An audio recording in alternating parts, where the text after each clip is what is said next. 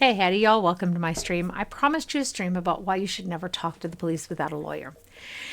And I'm not going to target the United States on this because I can promise you this advice is just as valid in Germany and is probably valid in numerous other countries. My hair is getting big here.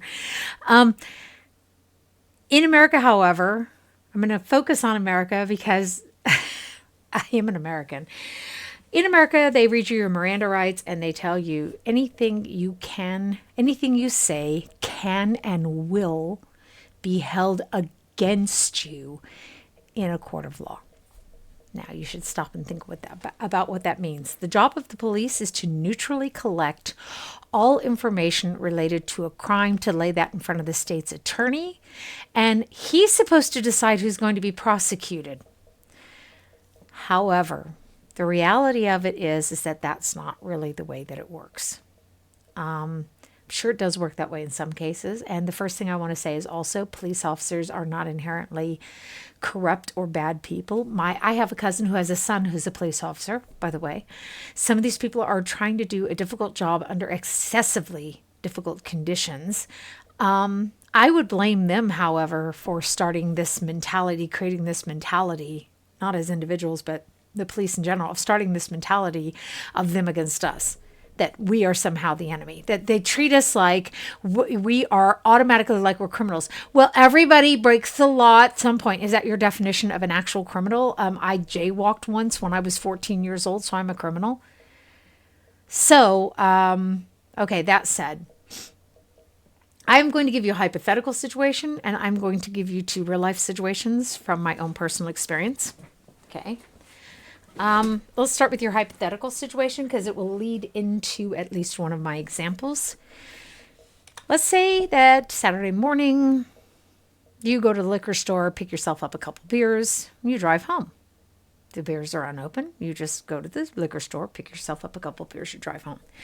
The liquor store is part of a mini mall, and there is a restaurant in the mini mall as well that gets knocked over, robbed. For those of you who are not native English speakers, it gets robbed while you are at the liquor store picking up your beer. Now, the police happen to see you on the cam driving out of the parking lot. You have no idea why they decide to interview you, but they do. You decide to let them interview with you without a lawyer. They ask you, were you at this mini mall on Saturday morning at 10:15? You say, yes, you were. You were getting a couple beers. Okay, that statement just opened up two avenues. Number one, the possibility that you were driving drunk, and don't think that doesn't enter their mind. Number two, the possibility that you committed this robbery. That simple admission. Okay, now you may be thinking, but I'm innocent. Surely nobody is that stupid anymore. Or we have any people out there who are really that naive that think that by virtue of being innocent, it means that they can't prosecute you, find you guilty, and lock your butt in jail. I hope there's nobody out there who's that naive. But, the reality is every year we have a fresh set of people being born who don't have the life experience that we have. It's amazing to me how many people trust the American government, even after, or any government for that matter, even after the Vietnam crap that went on. I can't understand it. It's a mystery to me. So now I'm going to give you an example with regards to the drunk driving. I was up in Washington State. I had a vehicular accident. The police came. They asked me for my license. I didn't have my license on me. Okay, fine. And I had to go to court that coming Friday, which was just a few days away. I had to present my license to the judge. Okay, well, in between, they decided to try to accuse me of destruction of state property because I had driven into a cement block. They were trying to claim that I had driven into the sign that was set way back behind that cement block. Okay. I had, however, taken pictures of my car and the cement block because I'm not a stupid person. I'm a very cynical and suspicious person. My father taught me never to trust anyone. My father also taught me never to believe anything unless I could convince myself of the truth of it. And I am eternally grateful to my father for that. What I got then also, even after having gone to court with the pictures, proving that I had not. The judge himself could see the trajectory and the way everything sat. It was not possible for me to hit that sign. He threw that out. Okay. This is what the police tried to hang on me. Seriously. It was a total crock of shit. The reason, by the way, that they targeted me was my husband was a German, and he was an incredibly unpleasant German, going around constantly telling people, "We Germans are doing this, and we Germans are doing that." He was a complete dickhead. He was a kraut. Okay, Hochzwei, really. I thought that when we came here to Germany, back to Germany, that he would be more pleasant. I'd already been to Germany when I was young, by the way. So anyhow, though, back to my story. Then I get a letter in the mail saying that I have to redo my driver's license because there's suspicion that I was under the influence of medication while I was driving that day. Now, what had happened was, I don't know, a couple of months before that, I had come home with my 3 small children. My door was ajar. The police were 2 blocks away. I had gone to the police station and asked them to please send an officer to go through my home real quick and make sure there's no intruders still in my home. When the officer did that, he saw a bottle of medicine up on the refrigerator. He didn't bother looking at the medicine. The medicine was, in point of fact, Ritalin for my son, who has Asperger's and attention deficit. At that point, they only knew about the attention deficit. He had the Ritalin for it. That was what that medication was. It wasn't my medication. I wasn't taking the medication. So on that day of the accident, the officer who showed up at the accident was actually legally obligated to send me immediately to the hospital to have my blood tested, but he failed to do that. So he couldn't prosecute me because he didn't have anything that indicated it, and I couldn't defend myself. I had no defense for myself. If he had sent me straight to the hospital, I could have proven I did not have medication in my system, but he didn't bother. And you have to ask yourself why he didn't bother. Okay? This is the way life can go. This is the way things can happen. So I had to redo my driver's license test. When I contacted the DMV, they said it doesn't matter. The police can recommend to them, and they always take these recommendations, by the way, that we have to redo our license. Having a license is a privilege, not a right. So I had to redo my driver's license. Now let's go back to our scenario. The police also question you about your financial situation, and they look into your financial situation and find out that you are in dire straits with your finances. Okay? Now, people always think that, they're only looking for if you have deposited a large amount of money in your account. Why? Why would you necessarily deposit that money into your bank account? Why would you not just keep that as cash on you? Okay. And it wouldn't matter. They could get a search warrant, search your home. They don't find the cash. That doesn't mean you don't have the cash. That doesn't mean you didn't stick the cash away somewhere else. They will take the information, or they can take the information that you were in that area, that you were in financial straits, and they can prosecute you, and they can make that case stick. The sad reality is that instead of investigating all the data in a case, and I want to go back to this. Your defense lawyer says, however, let's prove that you were in the liquor store. It turns out the cameras in the liquor store weren't working that day. There were a lot of people that came in and out, and the clerk doesn't remember you. Nobody can help place you in the liquor store. You're screwed. You're screwed. Okay? You should have consulted a lawyer. Okay? The police are supposed to, as I've said, collect data neutrally, all the pertinent data to the crime, which means they should have been interviewing pretty much everyone. And then they would have had a dozen suspects. Instead, police tend to fixate on one person and collect the data about that one person to prove that that one person is guilty. And we've seen this over and over again, folks. Please don't be naive enough to think that just because you're innocent, you cannot be prosecuted and put away for a crime that you did not commit. We should be beyond that. We should know that this is possible. And again, it's not even because the police involved have to be vicious or malicious. It can be that they are overworked. It can be that they just want to close the case. It can be a number of things that causes this sort of thing to happen. They might genuinely believe that you're guilty. Okay? But they are not judge, jury, and execution. In point of fact, they are none of those. Their job is to collect the data. Protect yourselves. Okay? The second case that I was going to talk to you about was when I moved out of my apartment here in Germany. Okay? We were the only foreigners in the apartment building, my son and I, and our names are blatantly foreign. Craig, believe it or not, Germans have problems spelling the name Craig. It's pathetic. It is 5 letters. It is not rocket science. Sometimes I say to people like Daniel Craig, some of them recognize it. Others have no idea what you're talking about, earnestly. And then others will go, are you related? And, oh yeah, he's my cousin. Yeah, whatever. There's only 20 Craigs in the world and we're all related.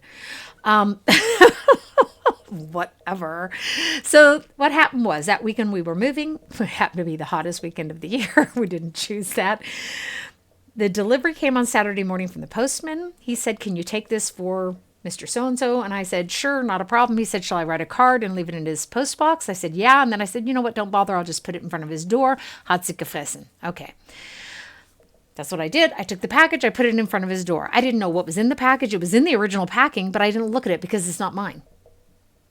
I do not look inside people's cars. I do not look inside people's windows. I do not look at things that are in their hand. I don't look at their mobile phone. I don't look at anything that other people have because it's not my business. It's just not my business, okay? I keep my nose to myself. It's not my business. So I put this in front of his door and I didn't think anything else about it.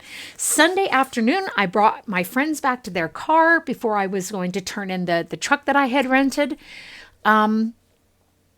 And the police were standing there waiting for me. What it turned out that they wanted to accuse me. My neighbor had accused my son and myself of having stolen his property out of that box, supposedly. Okay? Now, mind you, the next day I saw the exact same, because they showed me the box that day then.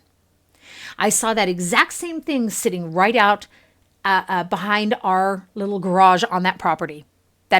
So it looked to me like he had gotten it. He had claimed, however, that the box was empty when he came home, and he was accusing me. And I told my lawyer, I said, these people think that I'm rich. Why would I steal their stuff? If I want something, I just go out and buy it myself. But anyhow, though, the police were intent that if my fingerprints were on the box that I would be guilty. My lawyer, however, pointed out that in order for me to be guilty, my fingerprints would have to be on the inside flap of the box because I took receipt of the box. Okay? We don't want to get logical with these people. You know, it's apparently very difficult for them. Some of the police officers, the one police officer was screaming and yelling at me and treating me like shit, and whereas the other one was being very neutral and polite. I gave him my contact information. And then I contact a lawyer. And that's what you need to do. Give them your contact information, be polite with them, and then get a hold of a lawyer. If you don't have a lawyer, get a lawyer.